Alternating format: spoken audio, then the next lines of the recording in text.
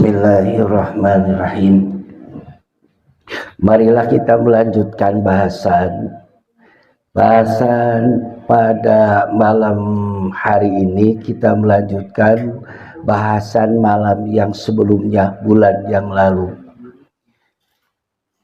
Ini kita akan menjelaskan tentang bagaimana kesempurnaan melaksanakan ibadah sholat.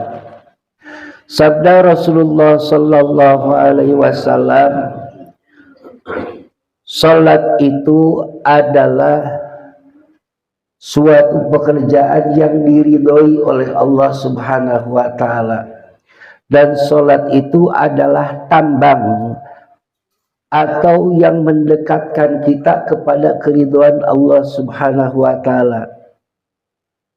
Sedangkan awalu ala af'ali sholati, pertama kita untuk mengerjakan sholat itu wajib kita bersuci dulu.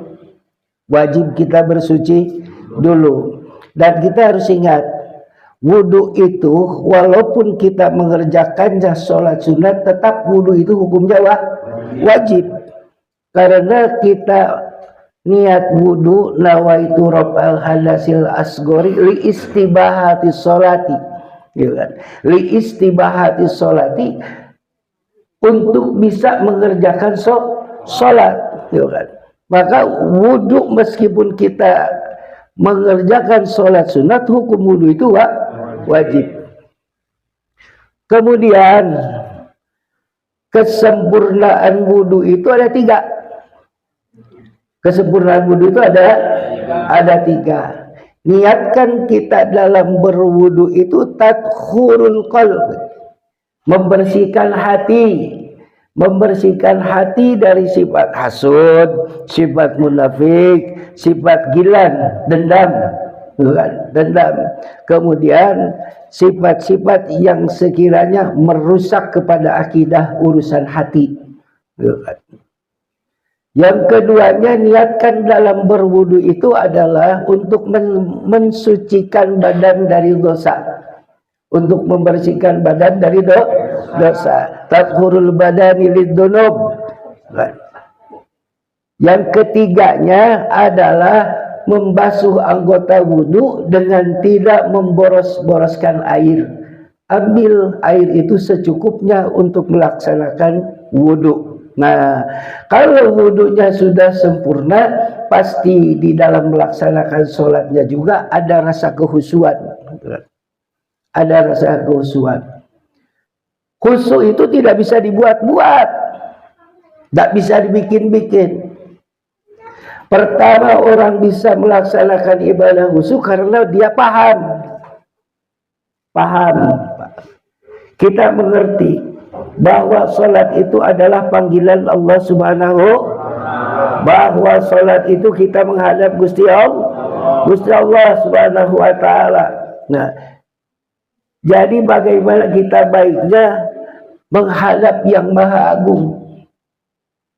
Nah, di situ bukan ditentukan dan dikira-kira oleh kita, tapi disesuaikan dengan perintahan Allah Subhanahu wa taala. Pakailah pakaian yang suci, pakaian yang bersih, meskipun tidak bagus, yang penting suci, bersih. Kemudian yang terutama, pakaian itu dari barang halal. Kita mendapatkan uangnya dengan cara yang halal, dibelikan kepada barangnya yang halal, digunakan di tempat yang halal. Itu. Jadi artinya suci dari pakaian itu, dibalik suci daripada najis dan kotoran yang lainnya, kita sucikan dulu pakaian itu dari urusan yang halal. Hilangkan yang haramnya. Jadi ngambil kita punya penghasilannya dengan cara yang halal, diberikan kepada yang halal, dan kita digunakan dengan yang halal, dengan cara yang halal, insya Allah itu akan menjadi berkah.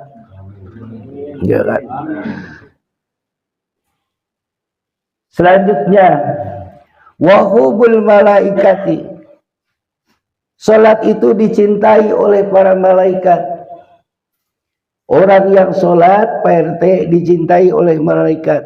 Orang yang tidak sholat, nah kita jangan cinta, sebab malaikat Allah pun tidak cinta, gitu kan. Kita suka terbalik, gitu kan. Suka terbalik. Allah tidak cinta, malaikat tidak cinta, tapi kita suka cinta kepada orang yang tidak sholat. Jadi yang dicintai oleh Allah dan para malaikat itu adalah orang yang mengerjakan sholat. Jadi orang yang mengerjakan sholat itu dicintai oleh para malaikat. Kenapa dicintai oleh para malaikat? Karena pekerjaannya sama dengan para malaikat, yaitu membaca tasbih, membaca tahmid, membaca tahlil, membaca takdis, doa, dan kita membaca Al-Quran di dalam sholat. Kemudian wasunatul anbiya'i, dan sholat itu adalah pekerjaannya para nabi. Para nabi sebelumnya juga sholat. Ada yang sholatnya berdiri, ada yang sholatnya duduk, ada yang sholatnya ruku, ada yang sholatnya misalkan berbaring. Itu semua aja, semuanya sholat. Para nabi itu sholat. Bahkan diantaranya firman Allah Subhanahu wa ta'ala, andaikan Yunus itu bukan ahli sholat, nah pasti dia akan terus mengeram di dalam perut ikan paus. Karena beliau ahli sholat, maka Allah keluarkan. Jadi orang yang meminta pertolongan itu kalau nggak ada sholat kan susah. Minta tolongnya pasti sama manusia. Orang yang memohon pertolongan kepada Allah harus ada sholatnya. Karena sholat itu tambang untuk mendekatkan diri kita kepada Allah Subhanahu wa ta'ala. Lanjut. Wa nurul ma'rifah, sholat itu adalah cahaya makrifat. Nah, kalau orang mengerjakan sholat sedangkan dia dalam sholatnya tidak merasa dipandang oleh Allah Subhanahu wa ta'ala, berarti dia belum makrifat. Dalam sholatnya kita sering kabur dari pikiran kita ini kemana-mana, berarti sholatnya belum makrifat. Artinya dia belum mengetahui dengan siapa dia berhadapan. Sedangkan di dalam sholat itu adalah kita itu menyerahkan diri kita segala macamnya, mulai dari kehidupannya, mulai dari rizkinya, nyawanya juga dipersembahkan kepada Allah Subhanahu wa ta'ala. Tiba-tiba pikiran kita kemana-mana. Nah, di dalam sholat ngaring bahwa kita itu ada biyadayillahi ta'ala, ada di hadapan Allah Subhanahu wa ta'ala. Makanya semuanya harus melaksanakan sholat.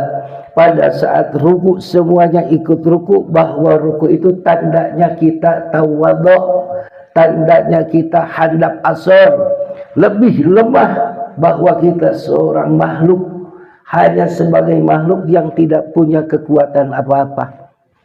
Kemudian pada sujud kita memohon kepada Allah Subhanahu wa ta'ala, bukan rendah diri, rendah hati lagi, tapi merasa rendah segala sesuatunya, tak ada kekuatan, tak ada kemampuan. Ya Rabb, sujud siapa yang paling tinggi? Hanyalah Allah Subhanahu wa ta'ala. Maka kita membaca subhana rabbiyal a'la wa bihamdih. Nah, kalau sudah begitu, insya Allah beres sholat kita bahagia. Amin. Kalau beres sholat kita masih ngedumel, itu kita bukan menyerahkan diri kepada Allah. Mungkin pusing, laundai, kariweh, bingung, itu dibawa dalam sholat. Akhirnya sholatnya juga jadi ripuh. Sholatnya jadi ripuh. Sesak napas sholat.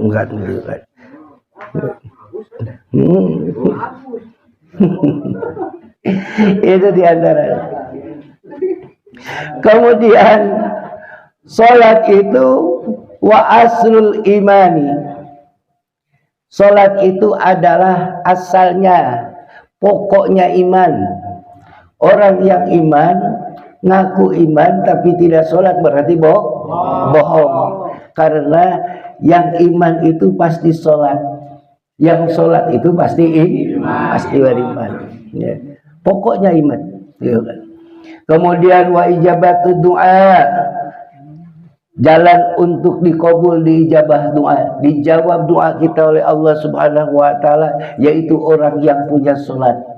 Yang enggak sholat mohon maaf, mau digantungkan di mana, sedangkan sholat itu adalah tiang agama. As-sholatu iman wa man aqamaha faqad aqamadin wa man taraka faqad hadamadin. Sholat itu tiangnya agama. Barang siapa yang menunaikan, mengerjakan sholat, maka dia mendirikan memperkuat agama. Dan barang siapa yang meninggalkan sholat, berarti dia sudah mulai mau meruntuhkan agama. Ya kan? Kemudian kita kalau bertanya, sholat itu baik sendiri atau berjamaah? Khususan sholat wajib itu harus berjamaah. Sholat wajib itu harus berjamaah.